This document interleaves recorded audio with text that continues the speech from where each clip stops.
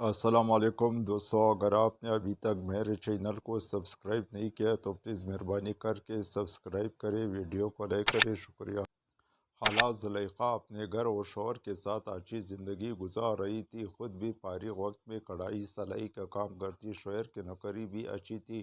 ان کے 6 اولادیں تھیں۔ بیٹے جب بڑے ہوئے تو تینوں کو ایک ہی گھر سے 3 بہنوں سے شادیاں کرائی۔ پہلے جو خالہ گھر کو اپنے طریقے سے چلاتی تو اچھا تھا، بہوئیں آنے کے کچھ عرصے بعد سارا گھر کا نظام اور ماحول خراب ہو گیا۔ بہوئیں جو آپس میں بہنیں تھیں، سب کے یہی منصوبہ تھا کہ سسر، ساس اور نندوں سے الگ تھلگ ہو جائے، کیونکہ شوہروں نے بھی ان کے ساتھ دیا۔ تب انکل جان کو ہتھیار ڈالنا پڑا اور اپنی بیوی اور 3 بیٹیوں کو لے کر دوسرے محلے میں، اس کا ایک 6 مرحلے کا مکان تھا جو ڈبل اسٹوری بنا تھا، اس میں شفٹ ہو گئے۔ والدین کو تو بیٹیوں سے جدا ہونے کا غم تھا، مگر جدائی کو سہنے کے سوا کوئی چارہ نہ تھا۔ بیٹے خوش تو ماں باپ بھی خوش۔ کچھ عرصے بعد انکل جان ریٹائر ہو گئے اور پینشن پر آ گئے۔ سارے عمر کی جمع پونجی سے بس یہ 2 مکان ہی بنوا پائے تھے۔ خدا کی کرنی، ایک دن خالو کی طبیعت خراب ہوئی اور انہیں ہارٹ اٹیک ہوا تھا، اور اچانک فرشتہ اجل نے آ لیا۔ صاحبان سر سے اتر چکا تھا اور ذرائع آمدنی بھی کوئی خاص نہیں تھی۔ خالہ سلائی تو پہلے بھی کرتی تھی، بیٹیوں کو بھی یہ ہنر سکھایا تھا، اب سب مل کر سلائی کرتی، جس سے گھر کا گزارا ہونے لگا۔ لیکن زلیخا خالہ بیٹیوں کی شادی کی فکر میں سلگنے لگی تھی۔ ادھر نالائق بیٹے تھے جو بیووں کو غلام بن چکے تھے، ان سے خاص امیدیں نہیں تھی۔ تب انہوں نے سوچا کہ اوپر کا پورشن جو خالی پڑا ہے، کیوں نہ اسے کرائے پر اٹھا دیا جائے۔ کچھ دنوں بعد بطور کرایہ دار ایک میاں بیوی مل گئے جو دیکھنے میں شریف لگتے تھے۔ وہ لوگ چکوال سے آئے تھے اور پنڈی میں امیر کا کاروبار تھا، لہٰذا میاں بیوی سے مختصر گفتگو کے بعد خالہ زلیخا نے ان کو اپنے مکان کی اوپر کی منزل کرائے پر دے دی۔ امیر کی بیوی نے اپنے نام فیروزہ بتایا۔ اب امیر جب بھی کوئی فروٹ سامان وغیرہ لاتا تو مالک کے مکان کے لیے بھی کچھ نہ کچھ ضرور لاتے۔ فیروزہ سامان دینے جاتی تو کہنے لگتی کہ خالہ امیر آپ کو ماں اور آپ کی بیٹیوں کو اپنی بہنیں سمجھتی ہے۔ جلدی یہ میاں بیوی اپنی مالک مکان اور ان کی شہزادیوں سے گل مل گئے۔ تب خالہ نے اپنی نجی مسائل ان کے ساتھ شیئر کرنے لگی تھی کہ سکے بیٹوں نے بیویوں کے چکر میں ماں اور بہنوں کو یکسر بلا دیا اور بیوگی میں ماں کو چھوڑ دیا ہے۔ تب عامر کہتا، خالہ جان مجھے ہی بیٹا سمجھ لے۔ یوں انہوں نے اپنے کرایہ دار کو منہ بولا بیٹا بنا لیا۔ ایک روز خالہ کی بڑی بیٹی صاحبہ کا رشتہ آیا اور بعد میں عامر اور اس کی بیوی سے مشورہ کرتی تھی۔ ان سے تذکرہ کیا تو انہوں نے کہا اگر اچھا گھر اور ٹھیک لڑکا ہے تو سوچ بچار کس بات کی ہے؟ سوچ بچار ہے کہ لڑکی کا جہیز بنانا ہے اور شادی کا خرچہ، یہ سب کہاں سے آئے گا؟ عامر نے فوراً کہا ماں مجھے بیٹا کہا ہے تو پھر یہ بیٹا کس دن کام آئے گا؟ جو کچھ رقم جمع کیا اس سے مناسب جہیز خرید لے اور باقی کی رقم میں ڈال دوں گا، پر کرائے میں کاٹیں گے۔ خالہ نے خدا کا شکر ادا کہ کسی بیوہ کو ایسے مسائل میں کوئی سہارا دے تو کیوں نہ مشکور ہو۔ خالہ نے جہیز خریدنے کا ذمہ داری فیروزہ کو سونپ دی۔ فیروزہ نے کہا ہاں آپ کی بیٹیاں اور میرا شوہر سب ساتھ چلیں گے، مشورے سے خریداری کریں گے تو اچھا رہے گا۔ عامر نے کسی سے گاڑی لائی اور سب کو بٹھا کر بازار کی طرف روانہ ہو گئے۔ خالہ نے رقم فیروزہ کو دے دی، وہ خود ساتھ نہ گئی کہ کھانا پکانے کا مسئلہ تھا۔ سواری پراٹھے بھرتی جا رہی تھی اور لڑکے آپس میں باتیں کرنے میں مصروف تھے۔ انہوں نے نظر بھر کر بھی سڑک کی طرف نہیں دیکھا کہ وہ کدھر جا رہی ہے۔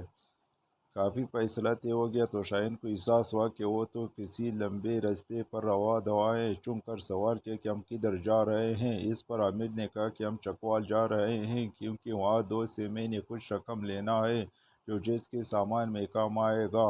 لڑکیاں بھی خاموش ہو گئی کہ چلو اسی بہانے چکر بھی لگائیں گے۔ چکوال آ کر گاڑی ایک مکان کو روکی، چوکیدار نے گیٹ کھول دی، گاڑی اندر داخل ہو گئی۔ عامر نے لڑکیوں سے کہا کہ آپ لوگ آرام سے بیٹھو، میرے دوست آ رہا ہے، ان سے رقم لے کر ہم واپس نکلیں گے۔ فیروزہ اپنے شوہر کے پاس دوسرے کمرے میں جا کر باتیں کرنے لگی۔ کھانا کھا چکنے کے بعد انہوں نے فیروزہ کو پکارا مگر کوئی جواب نہ ملا۔ تبھی انہوں نے کمرے سے باہر جھانکنے کی خاطر دروازہ کھولنا چاہا تو پتہ چلا کہ باہر سے کنڈی لگی ہے۔ دروازہ پیٹا کوئی جواب نہ ملا۔ وہ کھڑکی کی طرف آئے، اسے کھول کر جھانکا، باہر ملازمہ موجود تھی۔ ملازمہ نے کہا کہ شور نہ مچا، وہ لوگ چلے گئے اور اب تم شبیر کی قید میں ہو، وہ کل آئے گا اور تمہیں کھولے گا۔ اب خاموش یہاں رہو۔ یہ سنتی ہی لڑکیوں کی جان نکل گئی۔ انہیں یقین نہیں آتا تھا کہ عامر بھائی اور فیروزہ اسے کیوں کر سکتے ہیں۔ اصل میں عامر اور فیروزہ در حقیقت پردہ پوشوں لوگوں سے ان کا تعلق تھا، اور ایک نہیں 3 جوان سال خوبصورت لڑکیاں ہاتھ لگ چکی تھی، بیچ کر دام لے کر اور خود غائب ہو گئے۔ رات بھر لڑکیاں روتی رہی لیکن وہ کچھ بھی نہیں کر سکتی تھی۔ صبح شبیر آ گیا اور وہ ان کے ساتھی انہیں وطن کے سرحد کے پار لے گئے۔ ان کو یقین ہو گیا کہ اب وہ کبھی اپنے گھر نہ لوٹ سکیں گے اور اپنی ماں سے نہ مل سکیں گے۔ انہوں نے ایسا کہیں کسے سن رکھے تھے۔ رات گہری ہوئی تو وہ اجنبی مردوں کے ساتھ کہاں سے کہاں پہنچ چکی تھی۔ ادھر جب رات ہو گئی وہ لڑکیاں نہ لوٹی تو خالہ زلیخا کو تشویش ہو گئی۔ خدا جانے فیروزہ اور عامر ان کو کدھر شاپنگ کرانے لے گئے ہیں۔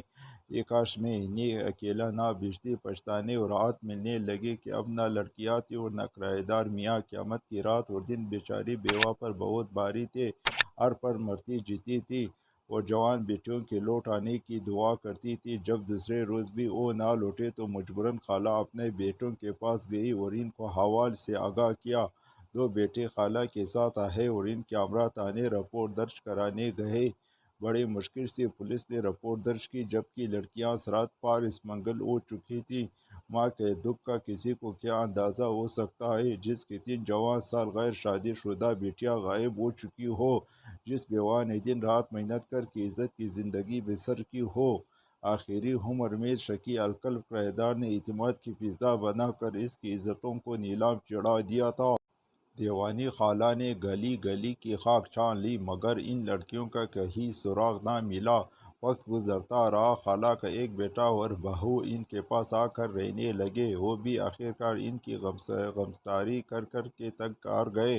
ایک دن اچانک ڈاکیے نے ان کو ایک خط لا کر دیا، شاید کہ ان کے دن رات کی دعائیں رنگ لے آئیں۔